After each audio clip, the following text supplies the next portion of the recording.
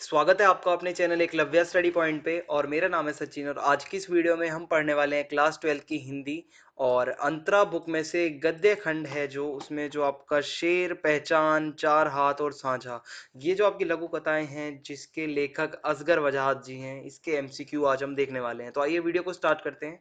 और आपको बताना चाहूँगा, अगर आप क्लास 12 के नोट्स पढ़ना चाहते हैं तो आप हमारे वेबसाइट से पढ़ सकते हैं। और वेबसाइट पे जाने के सिंपल से स्टेप हैं। स्टेप 1 में आपको गूगल पे जाके eklavyastudypoint.com सर्च मारना है और उसके बाद आपके सामने कुछ ऐसी स्क्रीन खुलेगी और इस पे जो आपको फर्स्ट वेबसाइट दिख रही है इस पे आपको क्लिक कर देना है eklavyastudypoint.com को। फिर आप हमारी होम पेज पे आ जाएंगे वेबसाइट के। और ये जो आपको 3 लाइनें दिख रही हैं ये कैटेगरी की लाइन है और इस पे क्लिक करने के बाद आपके सामने क्लासेस की कैटेगरी आ जाएगी। और क्लास 12 पे जब आप क्लिक करोगे तो आपके सामने अलग अलग सब्जेक्ट्स खुल जाएंगे, ठीक है, कैटेगरी के अंदर। तो आपको जो भी सब्जेक्ट्स के नोट्स पढ़ने हैं आप फिर यहाँ से जाके पढ़ पाएंगे। और आगे बढ़ते हैं। आज की इस वीडियो में हम मल्टीपल चॉइस क्वेश्चंस देखेंगे, ठीक है, जो कि बहुवैकल्पिक प्रश्न होते हैं। तो आज का हमारा पहला प्रश्न है, शेर, पहचान, चार हाथ और साझा, यह कौन सी विधा है?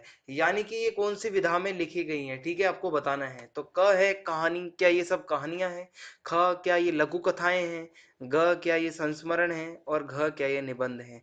तो शेर, पहचान, चार हाथ और साझा, ये है लघु कथाएं, ठीक है। ये लघु कथाएं जो हैं, मतलब ये लघु कथा की विधा से लिखी गई हैं, ठीक है, ये जितनी भी लघु कथाएं हैं। और ये आपका पहले का आंसर हो जाएगा। दूसरा प्रश्न है आपके सामने, शेर कैसी लघु कथा है? ठीक है, अब ये जो अलग अलग लघु कथाएं हैं इसके अंदर, इसमें से जो शेर लघु कथा है वो कैसी लघु कथा है? क है प्रतीकात्मक और व्यंग्यात्मक, या फिर दृश्यात्मक और प्रतीकात्मक, या प्रतीकात्मक और मनोरंजक, या फिर आदर्शात्मक। तो शेर जो है वो प्रतीकात्मक और व्यंग्यात्मक, ठीक है, ऐसी लघु कथा है, ठीक है। इसमें प्रतीक भी है और व्यंग्यात्मक यानी कि व्यंग भी है। तीसरा प्रश्न देखते हैं, शेर किसका प्रतीक है? ठीक है, जो लघु कथा है शेर, इसके अंदर शेर किसका प्रतीक है? क राजा का, ख प्रजा का, ग व्यवस्था का और घ आम जनता का। तो शेर जो है, शेर लघु कथा के अंदर वो व्यवस्था का प्रतीक है, ठीक है। तो ग विकल्प सही हो जाएगा। चौथा प्रश्न है आपके सामने, शेर के पेट में जंगल के सभी जानवर किस कारण समाते चले जा रहे हैं? ठीक है, इस लघु कथा में जैसा बताया गया है कि जंगल के सभी जानवर शेर के पेट में समा रहे हैं, तो उसका कारण क्या है? क है मूर्खता से, ख है प्रलोभन से, ग है अंधविश्वास से और घ है भय के कारण। तो जो जितने भी जंगल के जानवर हैं वो प्रलोभन के कारण, किसी न किसी लालच के कारण शेर के मुंह में समाते जा रहे हैं, ठीक है। तो इस तरीके से हमारा ख सही हो जाएगा। पांचवा प्रश्न है अब आपके सामने, जानवर किसका प्रतीक है? ठीक है, जो शेर लघु कथा है इसके अंदर जानवर किसका प्रतीक है?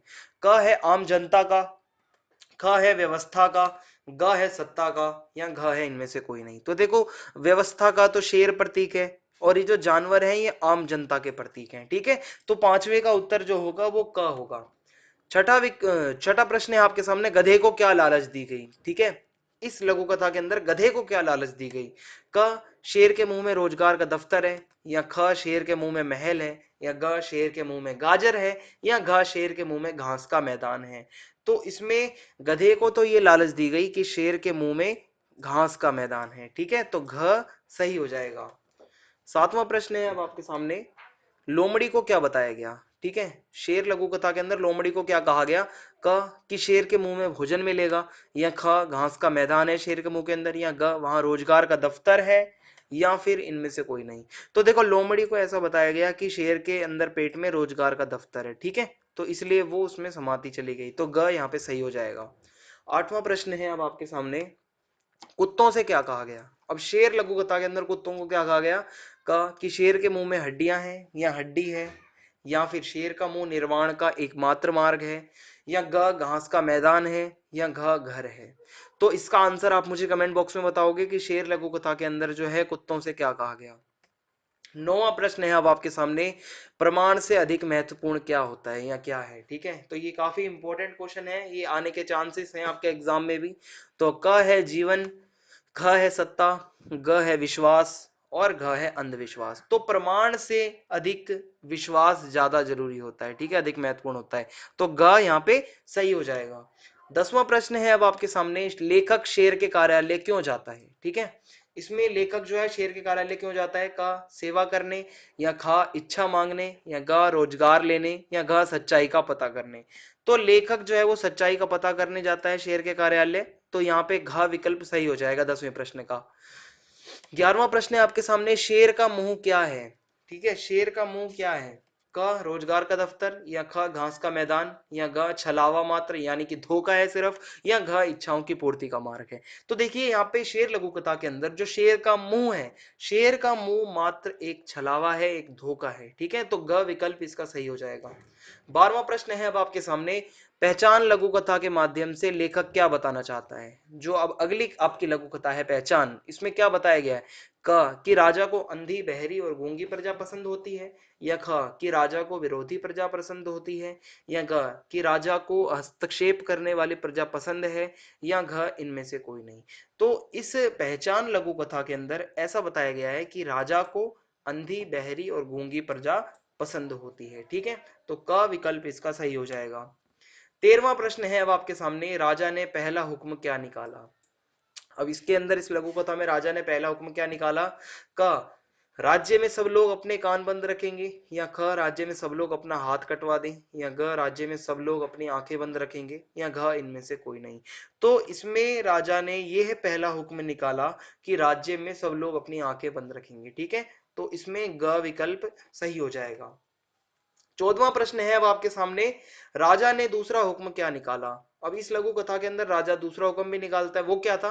क है सभी अपनी आंखें बंद कर लेंगे, या ख सभी अपने हाथ कटवा लें, ग सभी अपने कानों में पिघला हुआ शीशा डलवा लें, या घ सभी अपना मुंह सिलवा लें।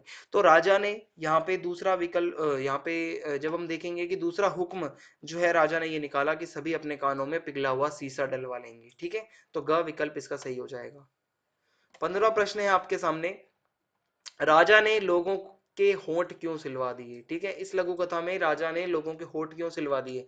क क्योंकि राजा प्रजा की बात नहीं सुनना चाहती, या ख क्योंकि राजा प्रजा को गूंगा देखना चाहती है, या ग बोलना उत्पादन में सदा ही बाधक रहा है, या घ उपरोक्त सभी। तो इसमें बोलना उत्पादन में सदा ही बाधक रहा है, इसीलिए राजा ने लोगों के होंठ सिलवा दिए। ठीक है, तो ग विकल्प सही होगा 15वें प्रश्न का। 16वां प्रश्न है आपके सामने, जागरूक जनता के प्रतीक कौन थे?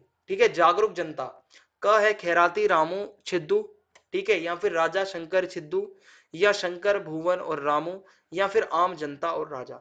तो जागरूक जनता के जो प्रतीक थे वो खैराती रामू और छिद्दू थे। ठीक है, ये जो तीन लोग थे। 17वां प्रश्न है आपके सामने, आंखें खोलने पर केवल किसकी प्रगति हुई थी? जब लोगों ने आंखें खोली तो किसकी सिर्फ प्रोग्रेस हुई थी? क राजा की, या ख प्रजा की, ग महल की, या घ नौकरों की। तो आंखें खोलने पर सिर्फ और सिर्फ राजा की ही प्रगति हुई थी। 18वां प्रश्न है आपके सामने, चार हाथ लघु कथा क्या उजागर करती है? ठीक है, जो चार, अब जो अगली लघु कथा है चार हाथ, इसमें क्या उजागर करती है? क पूंजीपतियों द्वारा मजदूरों की मदद, या ख मजदूरों के हित की, या फिर ग पूंजीपतियों द्वारा मजदूरों को उचित लाभ, या घ पूंजीपतियों द्वारा मजदूरों का शोषण। तो इसमें चार हाथ लघु कथा ये बताती है कि पूंजीपति किस तरीके से मजदूरों का शोषण करते हैं, तो इसमें घ विकल्प सही होगा। 19वां प्रश्न है अब आपके सामने, पूंजीपति अपने लाभ के लिए क्या करते हैं? ठीक है, जो पूंजीपति लोग हैं वो अपने लाभ के लिए क्या करते हैं? क मजदूरों को अधिक वेतन देते हैं, या घ मजदूरों का शोषण करते हैं, ग मशीन का प्रयोग करते हैं, या घ मजदूरों का सहयोग करते हैं। ठीक है, या सहयोग करते हैं। तो इसमें पूंजीपति अपने लाभ के लिए जो है मजदूरों का शोषण करते हैं, तो ख विकल्प यहाँ पे सही होगा। 20वां प्रश्न है अब आपके सामने, मजदूर किस कारण आधी मजदूरी में भी काम करने को राजी हो जाते हैं? इसका क्या कारण है? तो क है विवशता के कारण, या वेतन के कारण, या लाभ के कारण, या मालिक के खातिर। तो मजदूर यहाँ पे विवशता के कारण ही कम मजदूरी में भी काम करते हैं, आधी मजदूरी में भी, क्योंकि वो विवश हैं काम के लिए। 21वां प्रश्न है अब आपके सामने, एक मिल मालिक ने अपना मुनाफा बढ़ाने के लिए क्या तरकीब निकाली? ठीक है, मिल, एक यहाँ पे एक किस्सा आता है ना मिल मालिक का, तो इसने क्या जो है तरकीब निकाली? का मिल मजदूरों के 3 हाथ लगवा दिए, या मिल मजदूरों को भर्ती किया, या मिल मजदूरों के 4 हाथ लगवा दिए, या मिल मजदूरों को अधिक वेतन दिया। तो उसने तरकीब ये निकाली कि मिल मजदूरों के 4 हाथ लगवा दूं। ठीक है, तो इसमें ग विकल्प सही होगा। 22वां प्रश्न है अब आपके सामने, चार हाथ ना लगा पाने की स्थिति में मिल मालिक की समझ में क्या बात आ गई। जब उसको पता चला कि चार हाथ नहीं लग सकते तो उसने क्या सोचा, क मजदूर दुगने कर दिए जाएं और वेतन भी, या फिर वेतन अधिक कर दिया जाए और मजदूर कम कर दिए जाएं, या मजदूरों का वेतन आधा कर दिया जाए और दुगने मजदूर रख लिए जाएं, या उपरोक्त सभी। तो यहाँ पे उसने तरकीब ये निकाली कि मजदूरों का वेतन भाई आधा कर देता हूं और मजदूर कर देता हूं दुगने, इससे मेरा काम हो जाएगा अच्छा मुनाफेदार। ठीक है, तो ग विकल्प सही हो जाएगा। अगला प्रश्न है, किसने किसान से कहा कि सांझे की खेती कर ले। अब यहाँ पे अगली लघु कथा स्टार्ट हो गई है, साझा। तो किसने कहा था किसान से कि वो उसके साथ साझे की खेती करे। क है शेर ने, ख है हाथी ने, ग है इंसान ने और घ है जमींदार ने। तो इसमें देखो, इस लघु कथा के अंदर हाथी है। ठीक है, तो हाथी ने ही कहा था किसान से कि वो अपनी सांझे की खेती करे उसके साथ में। अब 24वां प्रश्न है आपके सामने, हाथी पूरे जंगल में घूमकर क्या डुग्गी पीट आया। आपको याद होगा ना, हाथी ने डुग्गी पीट दी थी पूरे गांव में। तो उसने क्या घूम घूम के क्या डुग्गी पीटी, कि गन्ने का खेत खराब करना है, जी नहीं। ख गन्ने का खेत केवल किसान का है, जी नहीं ये भी नहीं। ग गन्ने में उसका कोई हक नहीं है, ये भी नहीं। ग है गन्ने में उसका साझा है, कोई जानवर खेत को नुकसान ना पहुंचाए। ये डुग्गी पीटी थी उसने। ठीक है, ये बात जाके पूरे गांव गांव तक उसने कह दी थी कि गन्ने में उसकी भी पार्टनरशिप है, कोई भी जानवर वहां पे दिख ना जाए खेत में नुकसान पहुंचाता हुआ।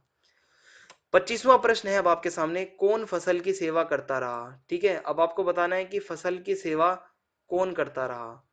क है इसका विकल्प किसान, ख है हाथी, ग है शेर और घ है अन्य जानवर। तो देखो, फसल की जो सेवा थी वो तो सारी बेचारे किसान ने करी थी। ठीक है, तो इसमें क सही विकल्प हो जाएगा।